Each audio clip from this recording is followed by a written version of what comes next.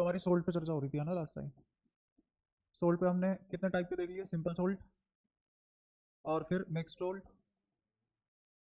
Double salt और complex salt. हमारे chapter का नाम ये कॉम्प्लेक्स सोल्ट कोऑर्डिनेशन कंपाउंड यही है।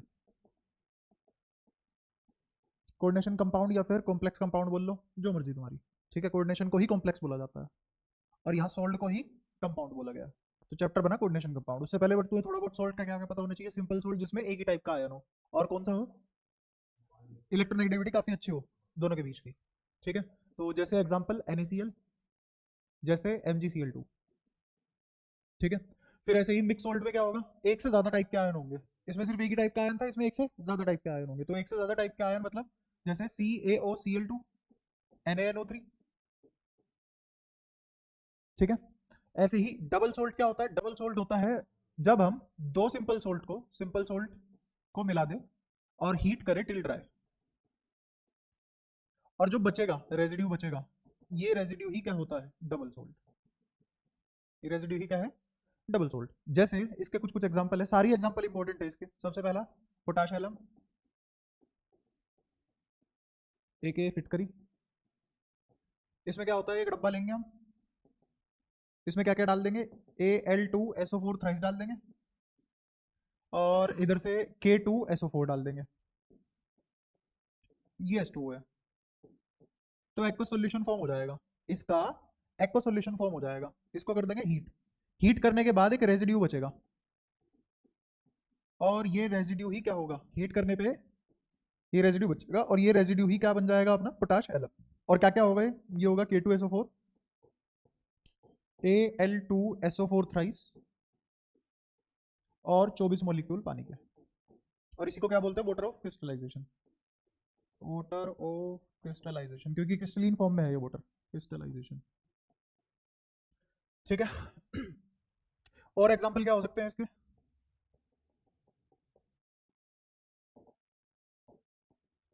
माइक्रोकोस्मिक। माइक्रोकोस्मिक में क्या होगा, माइक्रोकोस्मिक होता है बेसिकली तुम्हारा, अगर नाम लिखा जाए तो ये होगा सोडियम,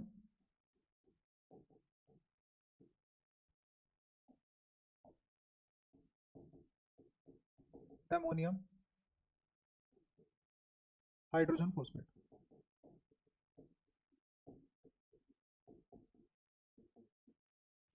अब लिखेंगे कैसे, सिंपल सिंपल है। सोडियम तो सोडियम हो गया, एमोनियम NH4 हो गया, हाइड्रोजन H हो गया, फॉस्फेट PO4 हो गया, और वाटर मॉलिक्यूल कितने मिल जाएंगे, 4। ये हो गया वाटर ऑफ क्रिस्टलाइजेशन।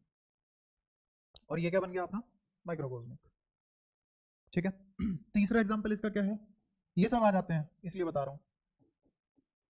कार्नलाइट, कार्नलाइट क्या होगा, कार्नलाइट में KCl, MgCl2 और 6 मॉलिक्यूल पानी के। ठीक है, फिर चौथा मोहर सोल्ट। मोहर सोल्ट क्या होता है, मोहर सोल्ट होगा एमोनियम, एमोनियम, आयरन, सल्फेट। तो एमोनियम तो NH4 हो ही गया, आयरन Fe और सल्फेट SO4। लेकिन यहाँ पे SO4 का ट्वाइस होगा क्योंकि NH4 ट्वाइस है। एक SO4 इसका हो गया NH4 का, एक SO4 हो गया आयरन का, और लास्ट में 6 मोलिक्यूल अगेन पानी के। ठीक है, तो ये सारे के सारे क्या कहलाए तुम्हारे, डबल सोल्ट। इसमें एक सवाल यहाँ से भी आ जाता है, यहाँ से क्या आता है कि इसमें क्लोरीन की ऑक्सीडेशन स्टेट निकालो, ऑक्सीडेशन स्टेट ऑफ क्लोरीन निकालो। तो oxidation of state of chlorine निकालने के लिए ये तो Ca2+ है और ये OCl2- है। ठीक है, अब ये OCl2- को देखते हैं, इसके अंदर क्या राज छुपे हुए हैं। मेरे को पता है कि OCl2 की पावर -2 दो हिस्सों में टूट जाएगी। एक हो जाएगा OCl इसकी -1 और एक Cl की -1। कैसे पता लगा, क्योंकि Cl की -1 तो मेरे को पता ही पता था, है ना। ऊपर क्या बचा, OCl-1। अब ये जो OCl-1 बचा है, इसको देखते हैं इसकी क्या फितरत है। तो O पे तो -2 है, Cl पे मैंने मान लिया x, और पूरे की पावर है -1। तो इससे ऑक्सीडेशन स्टेट क्या लिखी जाएगी, इससे क्लोरीन की ऑक्सीडेशन स्टेट आ जाएगी -2 + x = -1, तो x = 1। और यहां से कितनी आ रही है, x बराबर -1। तो क्लोरीन की ऑक्सीडेशन स्टेट क्या हुई, +-1। ठीक है, ये सारी की सारी इंपॉर्टेंट चीजें मैं तुम्हें बता दी। ठीक है, इससे प्रायर नॉलेज जो तुम्हें होनी चाहिए। अब इसमें जो ये डबल सोल्ट था, डबल सोल्ट की एक खास बात ये है, इस डबल सोल्ट की बहुत ही खास बात ये है कि ये कैरेक्टरिस्टिक आयन टेस्ट देता है। Characteristic test of all ion, जितने भी आयन है सबके कैरेक्टरिस्टिक टेस्ट दे देता है ये। ठीक है, जैसे मान लो मैंने ये लिया, तो इसमें जितने भी आयन्स होंगे सबको दे देगा, और वो भी कौन सा, aqueous, aqueous solution of double salt. अगर एक्वस सॉल्यूशन लिया डबल सोल्ट का, तो वो इन सभी सोल्ट का, सारे आयन का कैरेक्टरिस्टिक टेस्ट दे देगा, कौन एनायन है, कौन कैटायन है, कितने हैं, कौन एनायन है, कौन कैटायन है, कितने हैं, ये क्या हो गया, कैरेक्टरिस्टिक टेस्ट। लिखने की जरूरत तो नहीं है, कैरेक्टरिस्टिक टेस्ट है क्या, दोबारा एक बार बोल के बता दो, व्हाट इज कैरेक्टरिस्टिक टेस्ट।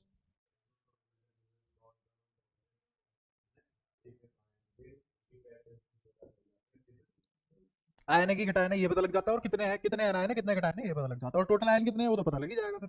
तो ये सारी की सारी बात किसकी होगी, aqueous solution of double salt की बात होगी।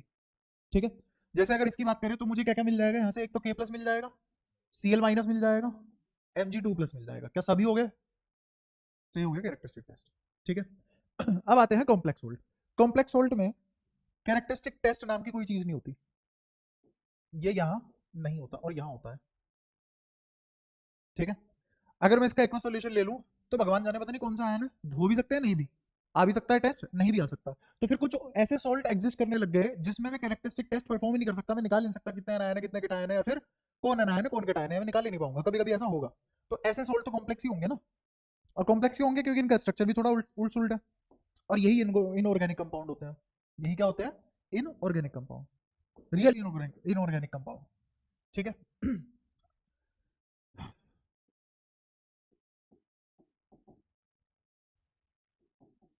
ऐसे चलेगा कोऑर्डिनेशन, और ऐसे चलेगा कंपाउंड, चल जाएगा। तो कोऑर्डिनेशन कंपाउंड, जैसे इसके एग्जांपल अगर लिखें,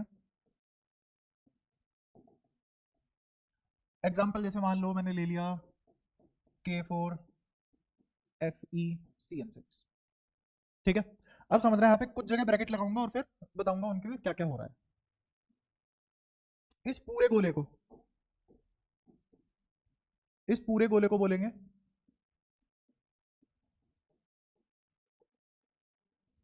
कोऑर्डिनेट स्फीयर या कोऑर्डिनेशन स्फीयर, इसको आयोनाइजिंग स्फीयर।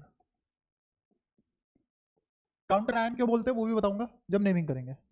ठीक है, अच्छा अब इन दोनों के बीच में जो बॉन्ड होगा, उसको बॉन्ड तो खैर अलग चीज है, बताऊंगा अभी।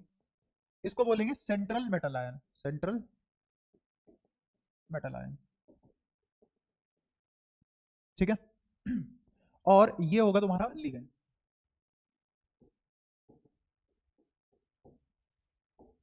ये सारी चीज होने के बाद इन दोनों के बीच में जो भी बॉन्ड होगा वो होगा आयनिक।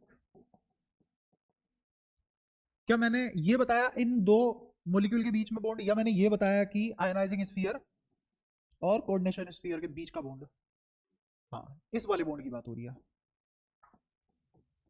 तो इन दोनों स्फीयर के बीच में जो बॉन्ड बनता है, दो स्फीयर के बीच में जो बॉन्ड बनेगा वो कौन सा बॉन्ड होगा, आयनिक बॉन्ड। और जो स्फीयर के अंदर मॉलिक्यूल्स में बनता है वो कोऑर्डिनेट बॉन्ड।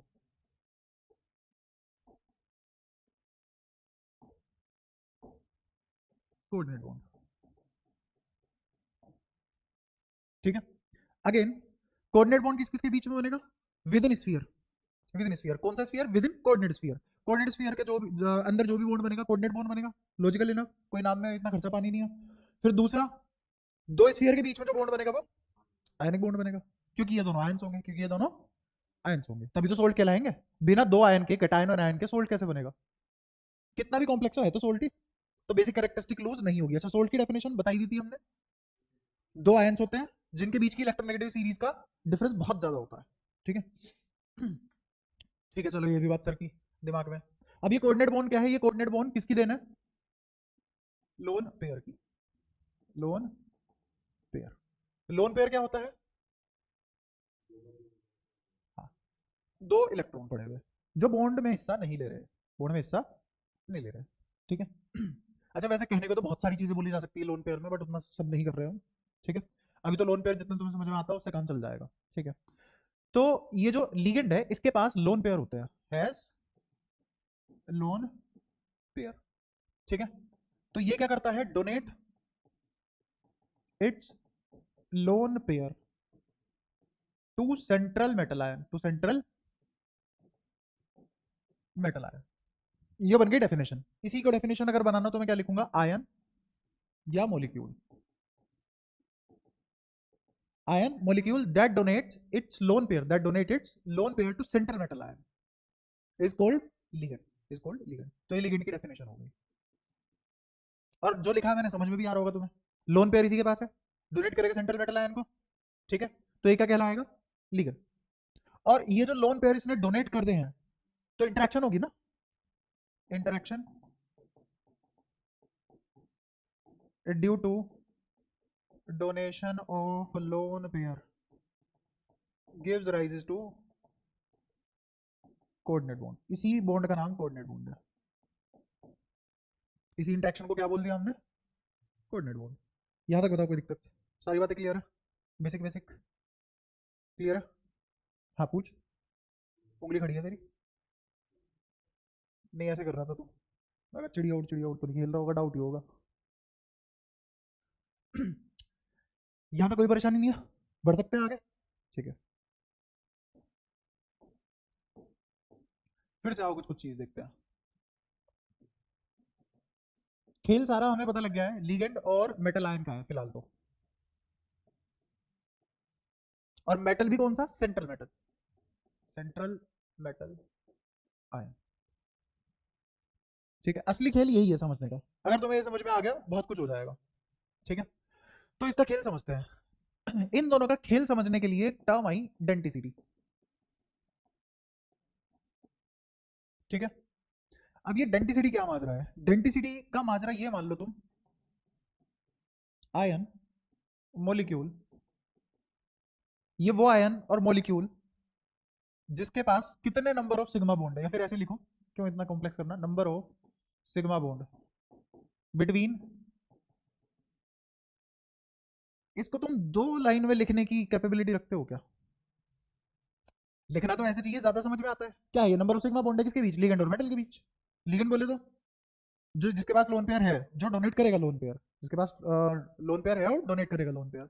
अच्छा ऐसे कितने लिगेंड हो सकते हैं दुनिया में, अनंत काल, कितने भी हो सकते हैं, इनफाइनाइट लिगेंड हो सकते हैं। लेकिन पहचान क्या है, लिगेंड कैसे बनेगा, वो उसके पास लोन पेयर हो जो वो डोनेट कर पाए, लोन पेयर हो जो वो डोनेट कर पाए। ऐसा नहीं है कि किसी के पास लोन पेयर है और वो लिगेंड हो गया, सिर्फ इतनी सी बात काफी नहीं है, क्यों, हाँ देने वाला भी तो होना चाहिए, कंजूस भी तो नहीं होना चाहिए ना, कि लिगेंड तो तभी बोलेंगे ना जब दे चुका हो, कोऑर्डिनेट बॉन्ड बनाए। हाँ मेरे पास है लोन पेयर, 3 लोन पेयर है, दे किसी को नहीं रहा, कोई माइक लाल मेरे घर से ले जाए वो, तो फिर वो नहीं है लिगेंड, ठीक है। अच्छा तो अगेन खेल सारा किसका है, लिगेंड और सेंट्रल मेटल आयन। तो सेंट्रल मेटल आयन और लिगेंड के बीच में कितने सिग्मा बॉन्ड, पाई नहीं कितने सिग्मा बॉन्ड बनेंगे, वो क्या हो जाएगा, डेंसिटी। ये एक नंबर होता है, ये एक नंबर होता है, क्योंकि तुम नंबर बोल रहे हो ना इसको, तो काउंटिंग ही होगी। तो आंसर क्या आएगा, इंटीजर। 1.5 पौने 2 बॉन्ड होते नहीं यार, बॉन्ड या तो एक होगा या दो होगा या तीन होगा, ठीक है। तो ये क्या होगा, आंसर इसका एक इंटीजर होगा। और इंटीजर भी कौन सा है, नेचुरल नंबर होगा। आंसर में हमेशा क्या आएगा, नेचुरल नंबर आएगा, ठीक है। अब डेंटिसिटी को समझने के लिए, अच्छे से समझने के लिए कुछ कुछ एग्जांपल लेता हूं मैं। ये एक मेटल है, ये एक लिगेंड है, इस लिगेंड ने अपने लोन पेयर इस मेटल के साथ शेयर कर लिए, मतलब डोनेट कर दिए, कर दिया डोनेट। तो इसकी डेंसिटी क्या होगी बताना जरा, डेफिनेशन लिखी हुई है बुरान।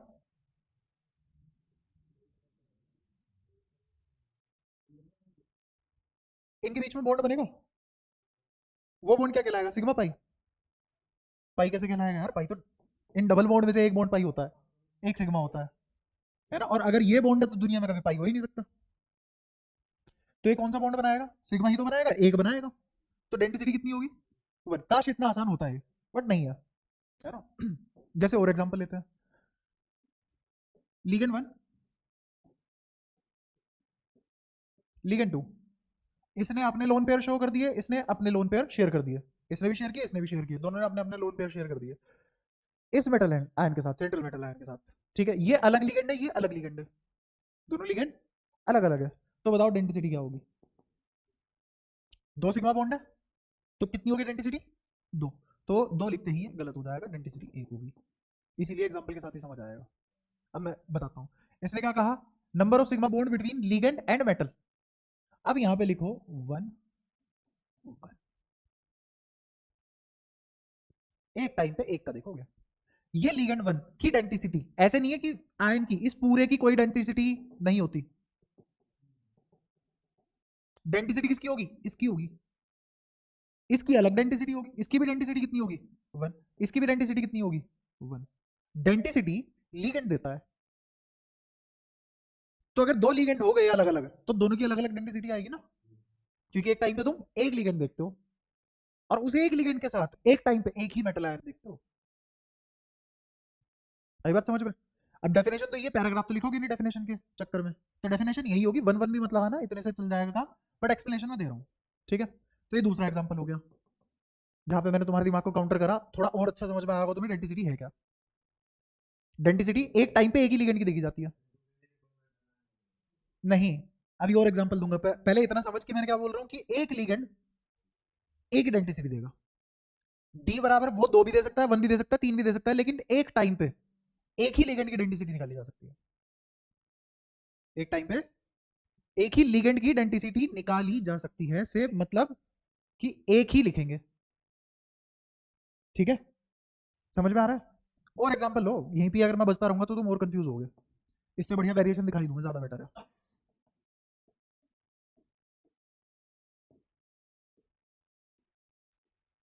बताओ डेंसिटी, डेंसिटी एक ही लिगेंड है, तो बताओ डेंसिटी कितनी होगी? लिगेंड की होती है डेंसिटी, कितनी होगी बोल? हाँ, कितनी होगी? 2। लिखते ही गलत हो जाएगा, 1 होगी।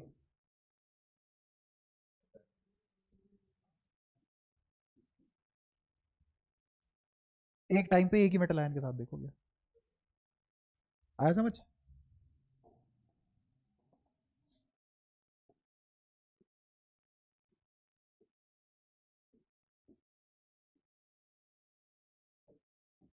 अब बताओ डेंसिटी कितनी होगी? ये भी लिगेंड 1 है, ये भी लिगेंड 1 है, तो बताओ डेंसिटी L1 की कितनी होगी? अब दो रीजन, क्या ये लिगेंड सेम है? क्या लिगेंड सेम है? तो जब सेम लिगेंड है तो इसकी डेंसिटी कितनी है? यहाँ पे कितने सिग्मा बॉन्ड है इसी लिगेंड के, इसी लिगेंड के कितने सिग्मा? तो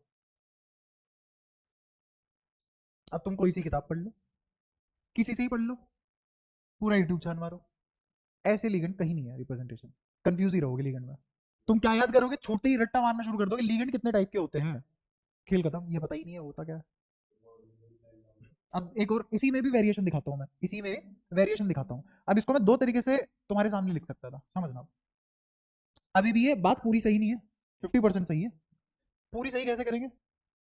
लिगेंड 1 मेटल, लिगेंड 1 मेटल। एक और इसी टाइप का स्ट्रक्चर ले रहा हूँ, लिगेंड 1 मेटल, लिगेंड 1 मेटल। क्या इन दोनों डायग्राम में फर्क नजर आ रहा है तुम्हें? आ रहा है फर्क? ये लिगेंड 1 है, ये भी लिगेंड 1 है, बट ये एक अलग मॉलिक्यूल का है और ये अलग मॉलिक्यूल का है। ये भी लिगेंड 1 है, ये भी लिगेंड 1 है, बट दोनों के दोनों लिगेंड एक ही मॉलिक्यूल के हैं। तो जो मैंने डी बराबर 2 लिखा है वो इसके लिए सही है, जो डी बराबर 2 लिखा है वो इसके लिए गलत है। तो अब इसका बताओ, क्या इसका 2 तब सही होगा जब मैं इनको कनेक्ट करूं?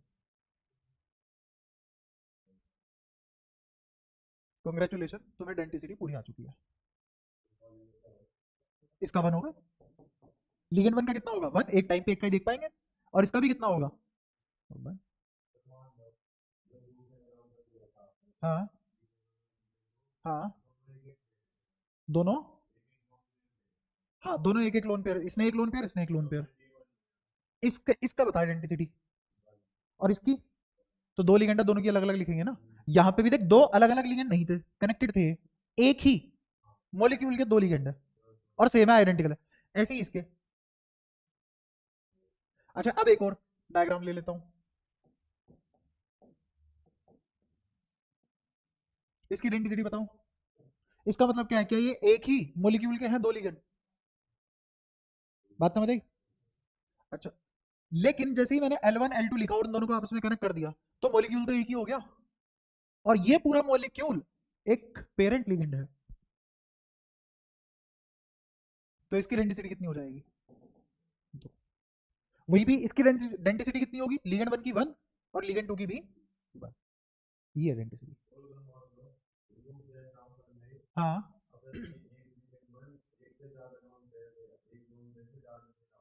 हम्म हाँ हाँ। अगर दो लोन पेयर दे रहा होता तो क्या बनता? Pi bond. और पाई बॉन्ड थोड़ी ना गिनते हैं हम, क्या गिनते हैं? सब कवर करके आया हूँ, टेंशन मतलब डेफिनेशन में वन ही होता, वन ही होता। Number of sigma bond. अच्छा एक पाई बॉन्ड, ये पाई बॉन्ड, इसमें बता इसमें कितने पाई कितने सिग्मा? एक एक। तो अगर डबल बॉन्ड बन जाता है हाँ दो लोन पेयर देने से, तो सिग्मा बॉन्ड कितने बनते हैं? बस हो गया।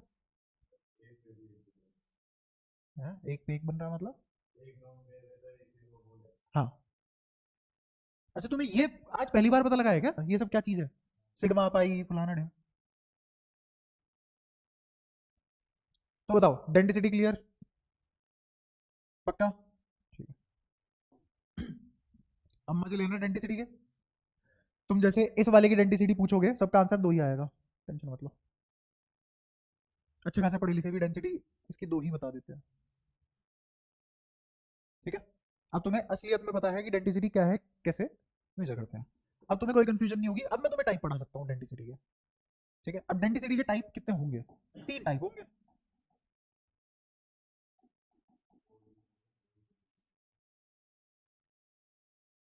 डेंसिटी के कितने टाइप होंगे? तीन। वैसे इसकी तीन क्लासिफिकेशन है। इसकी कितनी क्लासिफिकेशन है? तीन क्लासिफिकेशन है। अगर तीन क्लासिफिकेशन है तो डेफिनेशन भी तो तीन होगी। हाँ हाँ होगी। तभी तो तीन क्लासिफिकेशन बनी। किसके बेसिस पे मैं डेंसिटी पढ़ना चाहता हूँ? तो मैंने यहाँ किसके बेसिस पे डेंसिटी पढ़ी है?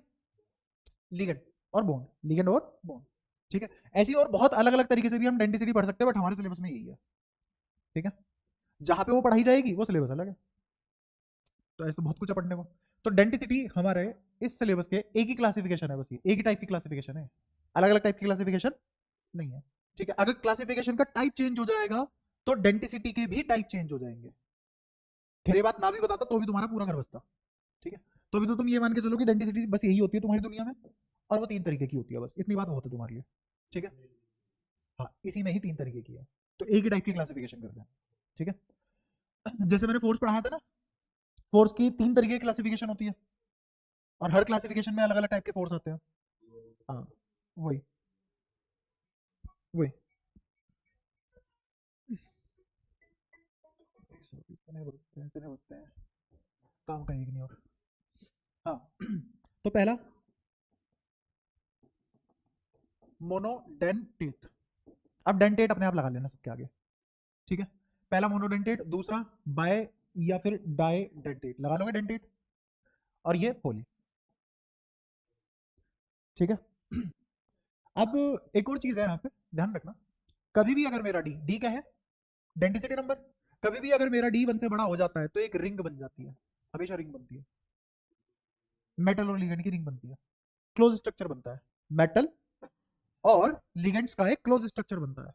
मेटल और लिगेंड्स का एक क्लोज स्ट्रक्चर बनता है। एग्जांपल, इसकी डेंसिटी कितनी थी? वन से बड़ी है, दिख गई साइकिल। जैसे ही डेंसिटी वन से बढ़ी जाएगी तो क्या बनेगी? रिंग। ठीक है, इसको चिलेशन बोलते हैं।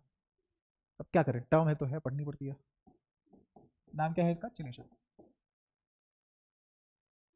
ठीक है। क्या करें, चिल रहो, डी से बड़े रिंग है ना, कोई ऐसी वाली बात नहीं है, चिल रहो कोई दिक्कत नहीं। अच्छा तो चिलेशन भी अब तुम्हें पता है। एक और बात यहाँ पे याद रखना, सितारा बात। दो तरीके होते हैं किसी भी स्ट्रक्चर को बनाने के, यहाँ पे सिस और ट्रांस पढ़े भी होंगे तुमने। सिस बोले तो पूरा बोलो सर, सिस्टर है तो, और एक ट्रांस। ट्रांस ट्रांस पूरा तो तुम भी नहीं बोल सकते, मैं भी नहीं बोल सकता, है ना, फॉर इज्जत पर्पसेस। तो सिस वो होता है जिसमें एडजेसेंट डोनर साइट्स 90 डिग्री पे हो। एडजेसेंट डोनर साइड 90 डिग्री पे हो, ठीक है। अच्छा फिर ट्रांस क्या होगा, opposite donor side at 180 degree आ जाए, फिर ट्रांस हो जाएगा, ठीक है। ये ज्योमेट्री है किसकी, केमिस्ट्री की, तो केमिकल ज्योमेट्री दे सकते हो तुम इसको नाम।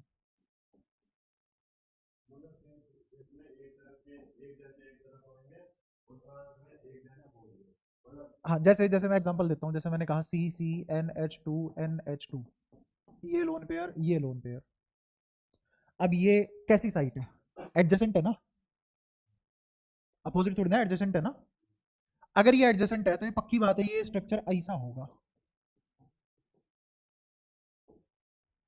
कहाँ पे आएगा 90 डिग्री पे, तो ये क्या कहलाया, सिस, क्या कहलाया, सिस। कोई दिक्कत, अच्छा अब ये तो एडजेसेंट है, बट अगर ऐसे ही मान ले मैं इसको थोड़ा सा और कॉम्प्लेक्स कर दूं,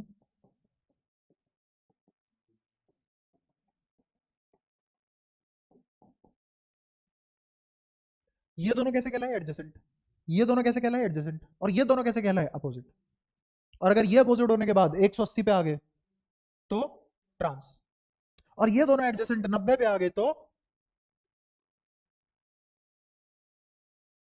समझ आया। तो क्या असलियत में ऐसा दिखाई देगा थ्री में ना, थ्री में कैसा दिखाई देगा, ये दोनों 90 मुड़े होंगे प्लेन के अंदर, ये दोनों 90 मुड़े होंगे प्लेन के अंदर या बाहर, जैसे भी तुम बनाना चाहो, ठीक है। अभी मान लो अंदर बना देते हैं, ठीक है। ये भी दोनों अंदर है, ये भी दोनों अंदर है। अब लेकिन ये दोनों तो अपोजिट है ना, तो ये कैसा एंगल बनाना चाहिए इनको, 180। कैसा एंगल बनाना चाहिए, 180। अच्छा अगर मैं इनको बाहर ले लेता तो भी क्या बनता है, 180। अपोजिट वालों में डायगोनल आ जाती है ना एक, ट्रांस हो जाते हैं। अब समझ आया थोड़ा थोड़ा। अगेन पूरे कंप्लीट तो मैं नहीं बता सकता क्योंकि फिर क्लास ही अलग चल पड़ेगी, है ना, फिर कोई और चैप्टर से कोई और चैप्टर में जंप कर जाएंगे फालतू में। तो मोनोडेंटेट, बाइडेंटेट, पॉलीडेंटेट, बाय और डाई दोनों एक ही बात है, या तो बाइडेंटेट बोल लो या डाइडेंटेट बोल लो, एक ही बात है। तो बाइडेंटेट के बाद जितने भी होंगे सब पोली में आ जाएंगे, बाय के बाद जितने भी होंगे सब पोली में आ जाएंगे। कोई दिक्कत, आवाज रिकॉर्ड हो रही है, मेरे को अभी याद आया, हाँ हो रही है, ठीक है। जैसे अगर मैं बाई के बाद ट्राई बोलूँ तो कहाँ आएगा, ट्राई पोली में, तो ट्राई भी क्या हो गया, पोलीडेंटेट। फिर उसके बाद टेट्रा भी क्या होगा, पोलीडेंटेट। पेंटा भी क्या होगा, पोलीडेंटेट। और हेक्सा भी क्या होगा, पोलीडेंटेट। हेक्सा के बाद सेप्टा जितने भी ये सब क्या होंगे, पोलीडेंटेट, ठीक है। तो ऐसे तीन तरीके के हो जाते हैं। अब बाइडेंटेट के एग्जांपल देखेंगे, फिर सॉरी पहले मोनो के देख लेंगे, फिर बाई के देख लेंगे, फिर पोली के देख लेंगे एग्जांपल, ठीक है। कोई दिक्कत, अच्छा ये सारे के सारे तुम फेमिलियर होने चाहिए इन सब के साथ। तो एग्जांपल शुरू करते हैं, जैसे जितने भी हेलोजन टाइप होते हैं, जैसे एफ, क्लोरीन, फिर उसके बाद ब्रोमीन, आयोडीन, ये सब लिगेंड होंगे जिनकी डेंसिटी 1 होगी, क्योंकि एक ही लोन पेयर डोनेट कर पाएंगे किसको, सेंट्रल मेटल आयन को। तो ये सब क्या होंगे, मोनोडेंटेट। और आ जाओ H2O, लोन पेयर एक ही कर पाएगा, क्लियर हुआ। अब नाइट्रोजन और उसके डेरिवेटिव पे आ जाओ। जैसे N कैसे कैसे बन सकता है, एक तो N-1 हो सकता है सिंपल कच्चा, इसका नाम पता है किसी को, एजाइड आयन, ऑर्गेनिक में बताया था। ऐसे भी हो सकता है इसका, ये भी बताया था। और क्या हो सकता है, NH3 लोन पेयर दिखा, इसका नाम क्या होगा, ammonia, NH4 ammonium, NH3 ammonia. अच्छा इसके डेरिवेटिव्स भी हो सकते हैं, डेरिवेटिव्स कैसे होंगे देखना ध्यान से। अगर मैंने यहाँ NH2 लिख दिया तो तुम्हें नहीं लगता अब दो लोन पेयर होंगे, और अब इसका नाम क्या हो जाएगा, एमाइड। और डेरिवेटिव क्या हो सकते हैं इसके, जैसे अगर मैंने सिर्फ और सिर्फ NH लिख दिया तो कितने लोन पेयर दिखेंगे एन पे, आ रहा है समझ। और इसका नाम क्या हो जाएगा, आइमाइड।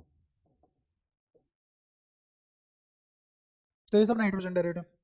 और क्या हो सकता है, और भी हो सकते हैं, NO2 माइनस, हाँ बता।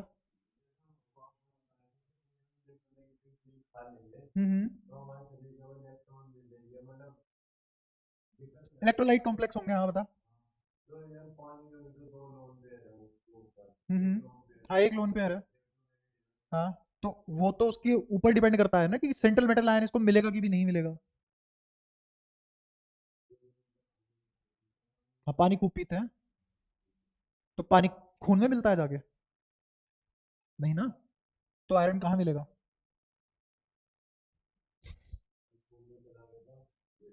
हाँ तो फिर अगर ये जाने लग गया तो दिक्कत नहीं होगी। हाँ तो वो तो कंपोजिशन बनी हुई है ना, वही तो कॉम्प्लेक्स सोल्ट है। तो कंपोजिशन पहले से ही बनी हुई है और कॉम्प्लेक्स सोल्ट बनने के बाद चीजें क्या होगी, न्यूट्रल। ठीक है। जैसे एक्सप्लेन तो यार मैं बहुत कर सकता हूँ इसके ऊपर, जैसे तुम्हें अगर मैं ये चीज़ बताऊँ, तुम कभी भी किसी भी चीज़ को छूते हो तो कभी कभी ऐसे हो जाता है कि तुम किसी भी चीज़ को छू लो एक्स वाई जेड, तो वह करंट लगता रहता है। एक तो होता है स्टैटिक चार्ज की वजह से लगता है, और एक केमिस्ट्री और बायोलॉजी इन सब की वजह से भी एक चार्ज डेवलप हो जाता है अंदर अंदर, बीमारी होती है वो एक। मतलब किसी चीज़ की कमी हो रही है तुम्हारे अंदर या किसी चीज़ का एक्सेस हो रहा है। हाँ कभी भी हो सकता है, कभी शॉर्ट ड्यूरेशन वगैरह किसी भी चीज़ के लिए कैसे भी हो सकता है। और बुढ़ापा तो सबको आता ही है। हाँ उससे तो हड्डी गलती है। और जितनी मैं पीता हूँ तो लोहे की होंगी मेरी, तभी निकल रही है अभी तक। नहीं नहीं ऐसा नहीं है, वो तब पता लग जाता है खैर। NO2 minus. और क्या दिखा सकता हूँ मैं नाइट्रोजन डेरिवेटिव, साइनाइड। बहुत बढ़िया चीज़ है, चख के देखना। और पायरिडीन। पायरिडीन अगर मैं तुम्हें दिखाऊं, इसका स्ट्रक्चर कुछ ऐसा दिखत, लोन पेयर, ये हो गया पायरिडीन। ठीक है।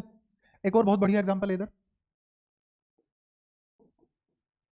कभी अगर तुमने नाम सुना हो PPH3, पीएच क्या है यहाँ पे, ऑर्गेनिक कंपाउंड है, फिनॉल या फिनाइल। फिनाइल, फिनॉल कहाँ से आ गया? ये थोड़ा ना जो पी रहा है वही बोल देगा। तो ये क्या हो गया, फिनाइल। और ये पी, फॉस्फोरस। क्लियर है। और फॉस्फोरस पे लोन पेयर। अगर मुझे इसका स्ट्रक्चर बनाना पड़ जाए तो स्ट्रक्चर कैसे बनेगा, एक पीएच और तीन फिनाइल। ज्यादा छोटे तो नहीं हो गए फिनाइल, चला लोगे काम, अगेन पीना थोड़ी ना है ना। और नाम क्या होगा इसका, नाम नामकरण करवा दो एक बार। चल ट्राई फिनाइल फोस्फीन, फोस्फीन, ये इसका नाम हो गया। हाँ। हम्म, सब होगा, होने को तो सब कुछ है। जैसे अगर नेमिंग वगैरह मैं करूंगा तो बहुत सारी चीज़ों के तुम्हें लॉजिक पता लगेंगे, इनऑर्गेनिक में भी नेमिंग होती है कंपाउंड की, तो नहीं होती। इसमें भी IUPAC आता है। नहीं नहीं वो ऑर्गेनिक IUPAC थी, इनऑर्गेनिक IUPAC है, अलग है दोनों। हाँ हाँ सबके होते हैं। जैसे अगर मैं इसका नाम दूं तुम्हें, ये जो मैंने एग्जांपल लिखा था, अगर इसका नाम दूं तो इसका नाम होगा पोटेशियम फेरोसाइनाइड।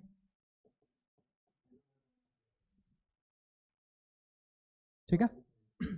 हाँ तो ये सब है, इनके रूल्स हैं, अच्छे खासे रूल है। अब आते हैं बाइडेंटेट और ट्राइडेंट, सॉरी पहले बाइडेंटेट या फिर डाइडेंटेट, एक ही बात है। इनके एग्जांपल देख लेते हैं, ये सारे के सारे एग्जांपल के साथ रूबरू दोस्ती कर लो, ताकि कुछ तो तुम्हें देखते ही पता लग जाए, अच्छा ऐसा, सोचना ही ना पड़े, टाइम बचेगा। ठीक है। और जो कॉम्प्लेक्स वगैरह थे, पैराडीन वगैरह और ये ट्राइफेनाइल फोस्फीन, इन सब के नाम बता ही दिए मैंने तुम्हें। ठीक है, इनके भी नाम बता दिए जो जो मेरे लगे। इसका तो नाम नहीं लिखूंगा मैं खैर, लिख लेना, होमवर्क है, यही होमवर्क के लायक हो अभी तुम। और क्या करें, ढंग का होमवर्क करके नहीं लाते तुम। आओ, सबसे पहले इसमें ऑक्जेलेट आयन। ऑक्जेलेट आयन को OX2 माइनस या फिर OX कुछ भी बोल सकते हो। ठीक है क्या असलियत में C2O4 माइनस। अब ये बाइडेंटेट क्यों बना, तुम्हें ये वाला कॉन्सेप्ट तो समझ आता है ना, असलियत में डेंसिटी है क्या। अब रिलेट होगी, अब रिलेट होगी दो क्यों है। तो C2O4 माइनस का अगर मैं स्ट्रक्चर पे लूं तो स्ट्रक्चर ऐसे बनेगा, ये carbon, bond carbon, oxygen, oxygen, oxygen, oxygen, चार ऑक्सीजन हो गए। अब अगर मैं इस पे लोन पेयर ले लूं और इस पे भी लोन पेयर ले लूं तो पक्की बात है डबल बॉन्ड यहां बनेगा। क्लियर है? ये लोन पेयर अगर डोनेट कर दे, ये भी अगर डोनेट कर दे, किसको? सेंट्रल मेटल आयन को। ये रहा सेंट्रल मेटल आयन। तो क्या ये दोनों लिगेंड एक ही मॉलिक्यूल के हिस्से हैं? है कि नहीं? तो साइमल्टेनियसली इस मेटल के साथ एक ही मॉलिक्यूल के दो लिगेंड आयन बना रहे हैं ना, बॉन्ड बना रहे हैं। तो डेंसिटी कितनी होगी? 2। दैट्स व्हाई मोनोडेंटेट, मोनो कह रहा हूं सॉरी, बाइडेंटेट। ऑक्सिलेट ऐसी शॉर्ट में लिखने का तरीका है, शॉर्ट में लिखने का तरीका और कुछ नहीं है। अब इसमें एक और चीज बता देता हूं, ये लोन पेयर दिख रहा है, followed by bond sigma, followed by pi, resonance condition है। जीओसी तो थोड़ी बहुत तो पढ़ाई, इतनी तो जीओसी पढ़ा रखी है 11वीं में तुम्हें। तो अब ये ऐसे भी तो हो सकता है।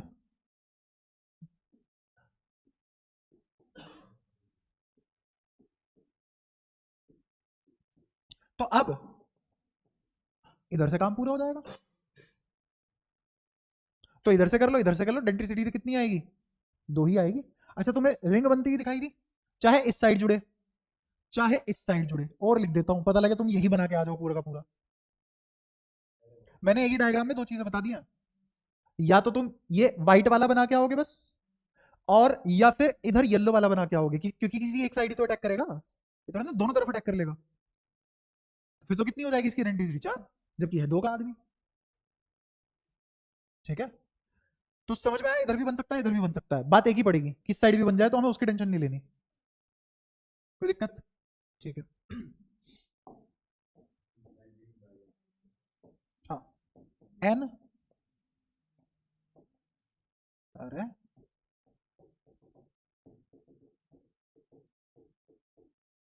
एन इथाइलिन डायमीन, नाम से ही समझ में आता है इसका स्ट्रक्चर कैसे बनेगा। पहले दो इथाइलिन पेल दो, फिर डायमीन पेल दो।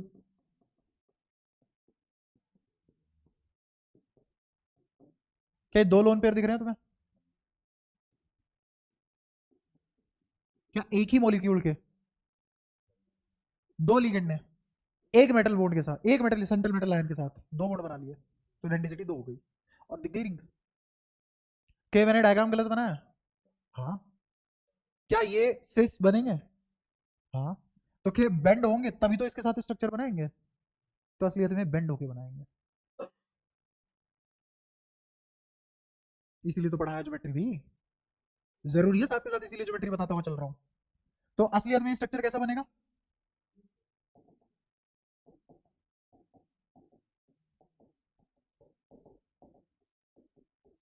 देखिए रिंग ऐसा बनेगा असलियत में।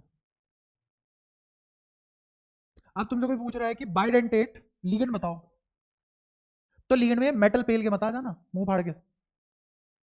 ये तो तुमने पूरा कॉम्प्लेक्स लिख दिया, उसने सिर्फ क्या पूछा था? अगर वो लिगेंड पूछेगा तो बस इतना लिख के आना तुम्हें। अगर वो तुमसे पूछता है एन इथाइलिन डायमीन, उसमें मेटल बस चिपका देना, ये लिगेंड है, इसकी इतनी की बात हो रही है बस, और लोन पेयर बता देना कहाँ है। ठीक है। और कभी कभी वो इजी करने के लिए इस बीच वाले हिस्से को उड़ा देता है, कार्बन का कोई काम यूज हो रहा है क्या यहाँ पे? कार्बन का कोई बॉन्ड, जब कार्बन का कोई बॉन्ड यूज ही नहीं हो रहा तो वो सीधा क्या लिख देगा, यहाँ पे एक लंबी सी लाइन बना के और ऐसे मेटल पेल देगा, एक ही बात है, इजी करने के लिए। ठीक है। अच्छा अब H को भी पूरा कर देना यहाँ पे, ये नाइट्रोजन कितने बॉन्ड बना सकता है? 3 पूरे हैं इसके, कार्बन के दो ही बॉन्ड बने हैं, तो H2H2 आएंगे यहाँ। इतना तो कर लोगे, कर लेना। तो N इथाइलिन डायमीन, समझ आया? क्या? क्यों? एक लोन पेयर तोड़ना है, पूरा पूरा बॉन्ड बना देगा। नाइट्रोजन 3 बॉन्ड बना सकता है पूरे, फिर एक बॉन्ड कहाँ लेके जाएगा? ऐसे पकड़ के खड़ा होगा? दो लोन पेयर चाहिए होते हैं बॉन्ड बनाने के लिए।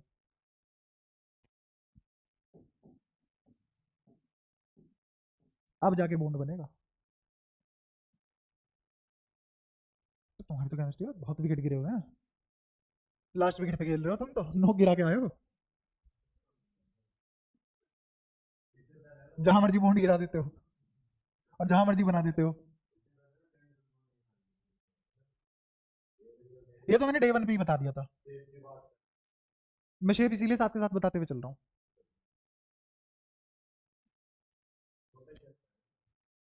भाई साहब मेरे हिसाब से ना सबसे बड़ा चैप्टर है ये। हाँ, क्योंकि 11वीं में कोई नहीं पढ़ के आ रहा होता केमिकल बॉन्डिंग अच्छे लेवल पे, एक एक चीज बतानी पड़ती है।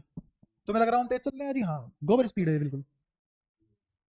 आओ तीसरे पे आओ, क्योंकि यहाँ पे बहुत सारी चीजें समझाने में टाइम लगता है। अब अगर मुझे ईडीटीए का स्ट्रक्चर समझाना पड़ जाए, ईडीटीए का स्ट्रक्चर समझाना पड़ जाए, ईडीटीए बताया था, स्ट्रक्चर नहीं बताया होगा। एसिडेट, तो उसका स्ट्रक्चर बनाने में दिक्कत आती है, इमेजिनेशन चाहिए होती है। तो अगेन पढ़ाते पढ़ाते तुम्हें मेंटल थॉट ट्रांसफर करनी पड़ती है।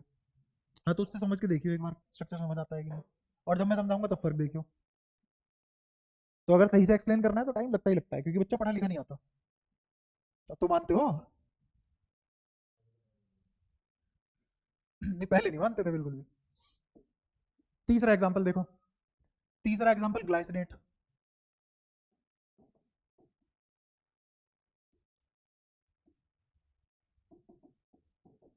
ग्लाइसिनेट आयन, ठीक है। अब ग्लाइसिनेट आयन में क्या होगा, एक कार्बन दो कार्बन, ये वाले कार्बन के साथ ये चीज लग जाएगी CO माइनस, और इधर अपना वही NH2। तो फिर से तुम्हें दिख रहा होगा, अरे, बहुत मेहनत है।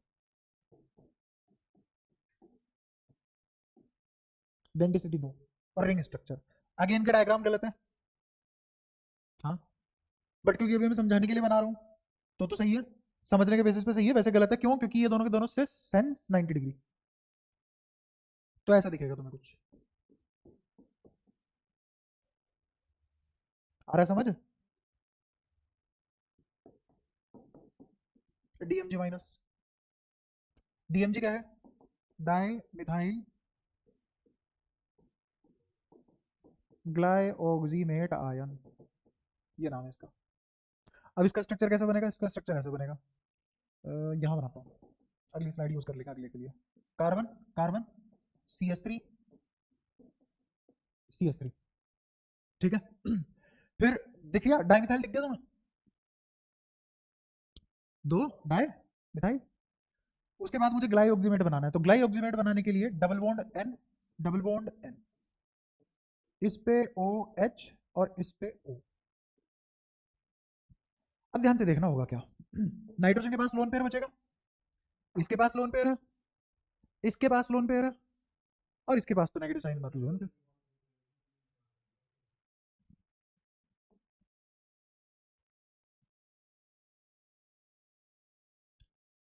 अब मुझे बताओ इसकी इलेक्ट्रॉनिक कॉन्फ़िगरेशन लिखूं और नंबर ऑफ इलेक्ट्रॉन देखे? ऐसे पढ़ने लग जाएंगे तो यार फिर तो हम क्यों ना पहले 9th क्लास की पढ़ें। शुरू करें मैटर से, difference between element and compound. नहीं जरूरत तो है पक्का, जरूरत वही सही है। देख लिया था मैंने एक दिन तुम्हारा, एलिमेंट और कंपाउंड में फर्क पूछ रहा था। O2 को कंपाउंड पे ले जा रहे हो तुम, O2 को। खैर है, अभी तो बहुत काम जरूरी है तुम पे। तो ये दिख रहा है हमें स्ट्रक्चर इसका। अब इस स्ट्रक्चर में मान लो मेटल आ गया, जीप बाहर निकाल के, कि भैया हमें तो लोन पेयर चाहिए, अकेले आदमी हम रखते हैं। यहाँ लोन पेयर है, यहाँ लोन पेयर है, यहाँ लोन पेयर है, यहाँ लोन पेयर है, चार ऑप्शन है। चारों ऑप्शन में से मेटल को कौन वेट चढ़ाएगा? चढ़ा तो दो ही सकते हैं, क्योंकि एग्जांपल किसका है? डाई का। अच्छा, अब ऑक्सीजन चढ़ाएगा तो उससे पहले एक और बात बता देता हूँ, फिर अपना आंसर बता दें। फोन जानते हो फोन? अगर मैं इसका मुंह ऐसे खोल दूं, तो ऐसे खोलने पे मैंने किसका ऑर्डर बताया है? Donor ability. कहाँ इलेक्ट्रोपॉजिटिव में? क्यों कंफ्यूज कर रहे हो खुद को ही? अगर तुम्हें इतना आ रहा होता तो यहाँ आंसर सही ना कर देते तुम। तो यहाँ से यहाँ डोनर एबिलिटी इंक्रीज हो रही है, तो सबसे ज्यादा डोनर कैपेबिलिटी, डोनेटिंग कैपेबिलिटी किसकी ज्यादा है? ऑक्सीजन और नाइट्रोजन में कौन जीतेगा? ये बनेगा करमवीर, करण दानवीर, ये करेगा डोनेट। समझ आ रहा है? ये नहीं करेंगे ऐसे थोड़ी ना, हर एक के पास लोन पेयर है तो डोनेट कर देगा, ऐसा नहीं होता। इनमें से कौन ज्यादा दानवीर है वो जीतेगा, वो डोनेट करेगा। ठीक है, तो लिगेंड कौन बनेंगे? हाँ, ये एक ही मॉलिक्यूल से दो लिगेंड, दो सेम लिगेंड इसके साथ बॉन्ड बना रहे हैं, कोऑर्डिनेट बॉन्ड बना रहे हैं बिकॉज ऑफ लोन पेयर, तो ये क्या बना, डेंटिसिटी दो का एग्जांपल। पूछ, हाँ पूछ पूछ। हम्म,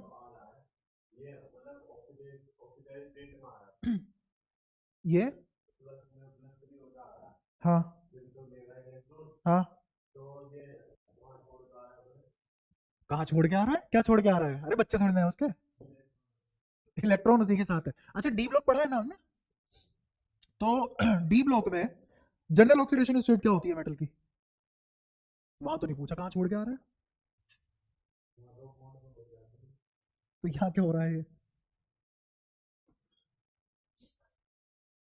जैसे इसमें तो तुमने कभी नहीं पूछा ये कहाँ छोड़ के आ रहा है,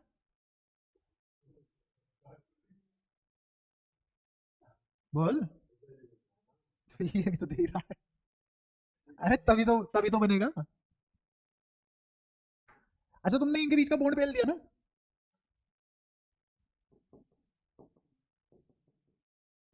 इसका यहाँ बॉन्ड नहीं पेलोगे इसका, फिर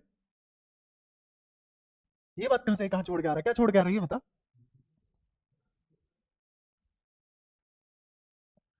शुक्र है डी ब्लॉक पहले पढ़ लिया, तुम तो पैर उखाड़ देते मेरे इस जगह पे, वरना तरीका डी ब्लॉक बाद में पढ़ाता हूँ ना, शुक्र है पढ़ा दिया तुम्हें पहले। क्या रिलेट कर पाए हो डी ब्लॉक से इसको, ये मेटल डी ब्लॉक की दुनिया का आदमी है, और डी ब्लॉक की दुनिया का आदमी है तो इसकी ऑक्सीडेशन स्टेट +2 +3 +4 ही होगी, अगर मैंगनीज उठा के लिया +7 भी हो सकती है अगले की, आया समझ, तो सेंट्रल मेटल है डी ब्लॉक को बिलोंग करता है। फिर ये कहाँ से आई ये बात कहाँ छोड़ गया,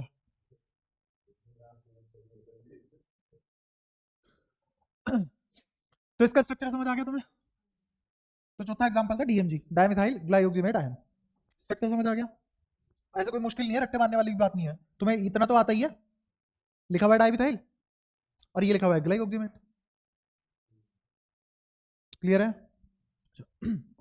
और लेस इंपॉर्टेंट थोड़े से, जैसे जैसे डाइपायरिडीन, पायरिडीन तो बताइए, ये रहा, और डाई कैसा बनेगा, दो बना देंगे,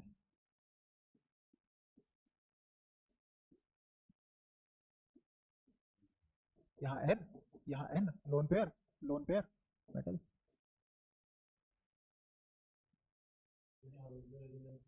हाँ देख, होगी रेजोनेंस, रेजोनेंस हो सकती है तभी आ रहा है यहाँ पे, वरना पाई बॉन्ड हो जाते सारे, और सारे पाई बॉन्ड हो भी जाए उसमें भी दिक्कत क्यों नहीं है, क्योंकि एक तो सिग्मा आएगा, एक तो सिग्मा आएगा ही आएगा, हाँ एक डबल बॉन्ड का मतलब एक सिग्मा एक पाई, तो नंबर ऑफ सिग्मा बॉन्ड कितने, दो, इसका मतलब डेंसिटी दो, दिक्कत कोई, ठीक है। एक और आखिरी देख लो लेस इंपॉर्टेंट,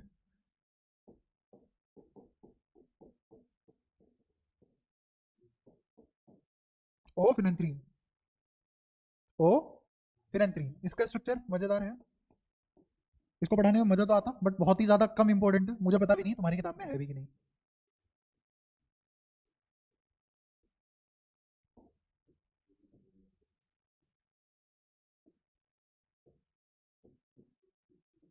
क्या ऑर्थो पे है, ये भी ऑर्थो पे है, तो इसीलिए इसका नाम रखा गया ऑर्थो फिनेंथ्रीन,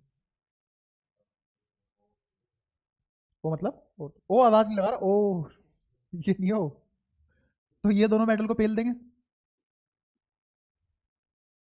डेंसिटी दो, कोई दिक्कत, ठीक है। तो अब बायोडेंटिटी के भी हमने काफी एग्जांपल कर लिया है ना, लगे यार क्वेश्चन पूछ लेता हूँ पहले एक बार फिर आगे चलेंगे, ये आप क्वेश्चन का आंसर करो, क्या हुआ, सवाल, सवाल मत दो, तो क्या लेके जाएगा घर, तो अच्छा सीख, मैं मना नहीं कर रहा मजाक करने को, पर अच्छा कर,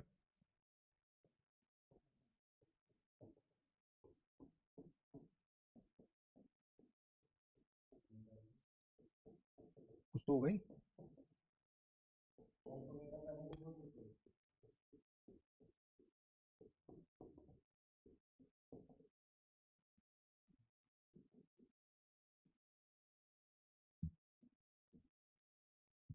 इसमें से पहचानो कौन बाइडेंटेट है, कौन कौन बाइडेंटेट है, इन चारों में से कौन कौन बाइडेंटेट है, कौन कौन बाय, डेंटेट ही रखना बाय के सामने। और क्या दे दूं? अरे तुमको चोरी लगा दोगे भाई, मैं अपना सेफ्टी के लिए।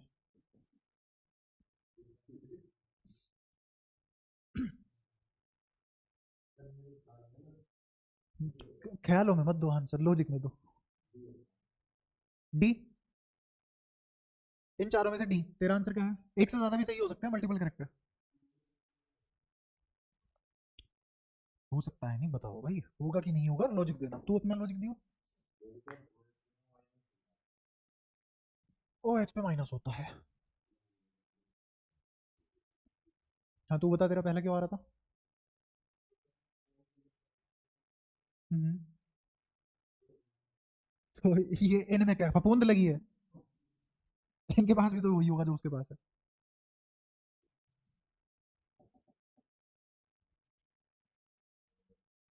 जल्दी बोलो।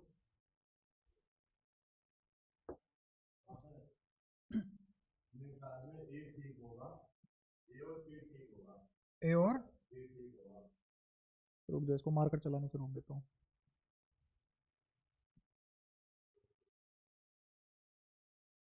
I have become sloppy. खैर, ए और सी ठीक होंगे। तो क्यों मार रहे हो तुम? आओ एक एक करके देखते हैं। ये ओ एच, ये ओ एच यहाँ तो बन सकता है, यहाँ तो बन सकता है क्योंकि ये वाले बॉन्ड बेंड हो सकते हैं, ये वाले बॉन्ड बेंड हो सकते हैं। Bond can bend. आगे 90 पे पिल दिया मेटल को। ये अगर घूम भी जाए, ये अगर घूम भी जाए तो बेचारे तो ऑलरेडी 90 पे, ये घूम के 90 पे आ गया, तो बहुत दूर दूर हो नहीं हो गए? ऑर्थो और पैरा बहुत दूर होते हैं, तो बॉन्ड बेंड नहीं हो पाएगा उतना, बॉन्ड उतना बेंड नहीं हो पाएगा। तो यहाँ पे geometry won't allow, won't allow. देखो मैं बताता हूँ अटैकिंग साइड कैसे कैसे होगी। अगर मेटल यहाँ है तो ये तो बना लेगा, ये कैसे बनाएगा? ये तो इतना बेंड हो ही नहीं सकता। आया समझ? ये उतना बेंड नहीं हो सकता। ठीक है, ऐसे मान लो मेरे पास रीढ़ की हड्डी नहीं है, नीचे कोई चीज पड़ी हुई है, कैसे उठा लूंगा मैं? टेबल वाली तो उठा सकता हूँ यूं करके, नीचे वाली कैसे उठाऊंगा? तो बेंड होने की कैपेबिलिटी है ना, उतना बेंड थोड़ा ना हो जाएगा। ज्योमेट्री नाम की भी तो चीज है, इसीलिए साथ साथ लेके चल रहा हूँ ज्योमेट्री। तो ये बायडेंटेट नहीं बनेगा। समझ तो आ रहा है ना ज्योमेट्री वॉन्ट अलाउ? ये तो और भी क्या कुछ रहा है।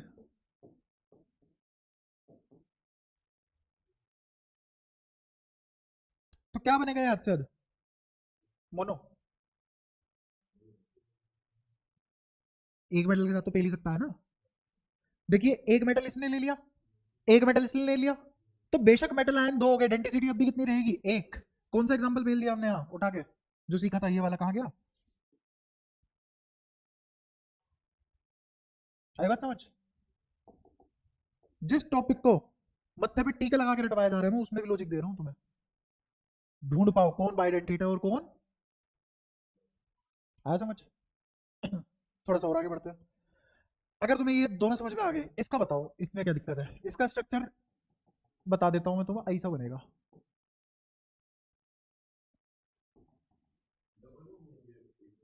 हाँ, वरना पॉसिबल कैसे होगा?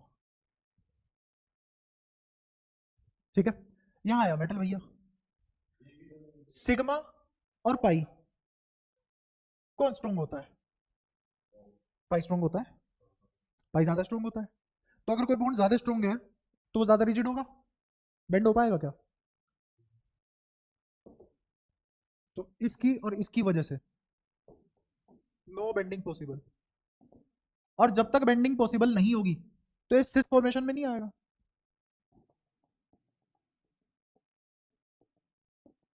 अगर सिस फॉर्मेशन नहीं होगी तो फिर मेटल क्लोज रिंग कैसे बनाएगा?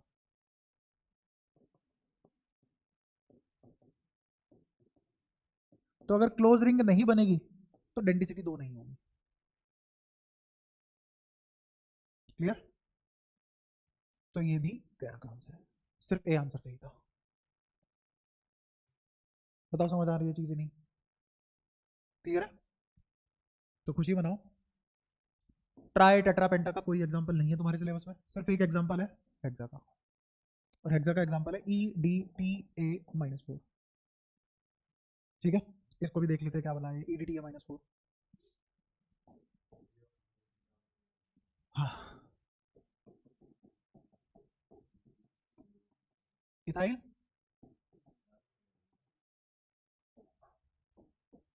Diamine tetra acetate.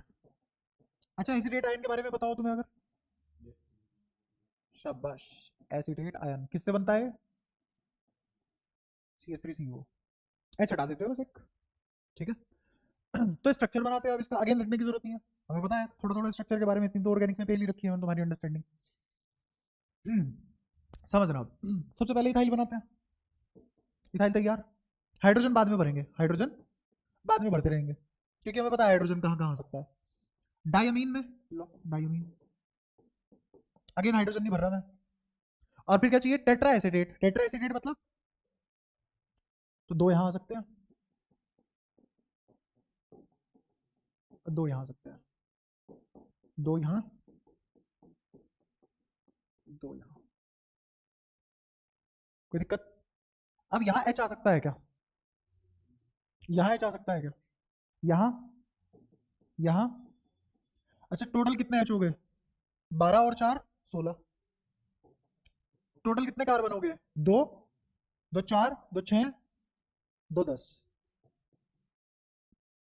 कितने नाइट्रोजन हो गए? एक, दो। और ऑक्सीजन कितने हो गए? दो, दो 4, दो 8, 6 और 8। ठीक है, तो कितने हो गए? O8। और N कितना? क्या लिखने का फॉर्मूला बन गया? तो EDTA नाम क्या है, लिखने का फॉर्मूला क्या है? स्ट्रक्चर, स्ट्रक्चर खैर बनाया नहीं है मैंने, तुम्हें बस इसी को खोल के दिखा दिया।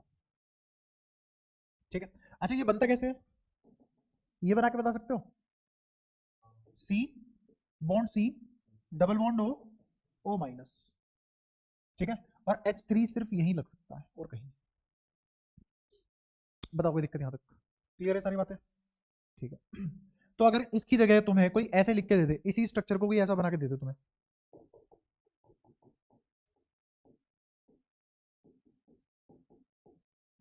कंफ्यूज तो नहीं हो जाओगे? ये इतना हिस्सा बना दिया मैंने इसका, तो इधर भी क्या लग जाएगा? ऐसे ही। कहाँ? नहीं, यही लिखेंगे लिखते टाइम, बनाते टाइम गायब कर देंगे। अच्छा, हाँ मैं समझ रहा हूँ कि यहाँ पे 5 हो गई वो, बट लिखते टाइम ऐसे ही लिखेंगे, वरना यहाँ पे H16 कैसे आएगा? करूँगा इसको एक्सप्लेन, टेंशन मत ले। ये कहाँ फंसा हुआ हाइड्रोजन कैसे आया, बताऊंगा वो भी। जब तक इसका 3D स्ट्रक्चर नहीं समझाऊंगा तब तक मजा नहीं आएगा। और 3D स्ट्रक्चर में एक प्लेन बनेगा, फिर यहाँ कंपाउंड होगा। अभी कौन किस पे अटैक कर रहा होगा, मेटल आयन कहाँ से अटैक करेंगे, और ये हेक्सा क्यों है? अच्छा एक बात बताओ, तुम्हारे दिमाग में जरा सा भी, कतापी भी ऐसे गुदगुदी नहीं उठी कि सर यहाँ ठीक है, मान लो लोन पेयर दे दिया आपने, यहाँ लोन पेयर दे दिया, यहाँ लोन पेयर दे दिया, यहाँ लोन पेयर दे दिया, यहाँ लोन पेयर, यहाँ लोन पेयर, कैसे बैंड होंगे? वेनम वाला सिम्बियोट थोड़ी ना है, चारों तरफ से यूं चिंगम सी आ गई। तो पक्की बात है ऐसा तो नहीं दिखता है, अलग दिखता होगा बहुत। इस तरीके से दिखना चाहिए कि मेटल से 6 के 6 लोन पेयर पास में पड़े, तो इसका मतलब 4 सिस फॉर्मेशन और 2 ट्रांसफॉर्मेशन।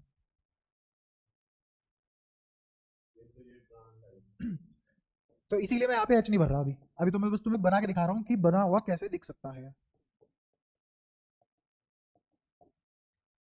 ये स्ट्रक्चर। क्या ये बात और ये वाली एक ही बात है? सेम है सब, एक ही चीज को बार बार पीटे जा रहे हो और कुछ नहीं। अच्छा, यहाँ ये कर लेना,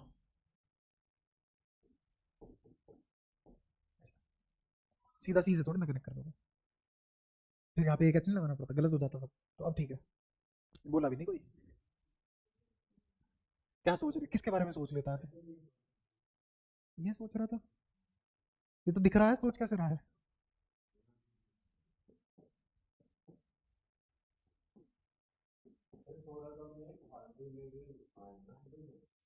हाँ तो मैं समझाऊंगा ना हाइड्रोजन, जब तक स्ट्रक्चर नहीं बनेगा मजा नहीं आएगा ना, तभी तो बता रहा हूँ। हाइड्रोजन 16 ही लिखे जाएंगे। नहीं गिना था अभी, गूगल करके देख ले, C10H16O8N2, यही दिखा देगा EDTA। और EDTA 4 माइनस लिखते हैं क्योंकि 4 एसिटेट है। ठीक है, यहाँ तक बताओ कोई भी दिक्कत? तो अभी सिर्फ और सिर्फ मैंने तुम्हें क्या बताया, सोल्ट, फिर कॉम्प्लेक्स। क्यों कॉम्प्लेक्स ही क्यों है? क्योंकि यहाँ पे हर आयन का टेस्ट पॉसिबल नहीं है, कैरेक्टरिस्टिक टेस्ट पॉसिबल नहीं है। फिर लिगेंड मेटल आयन क्या है? ये आपस में साले जुड़े क्यों हैं? क्या रीजन है इन दोनों का आपस में जुड़ने का? Coordinate bond. किसकी देन है? लोन पेयर की। ये सब समझ में आना चाहिए।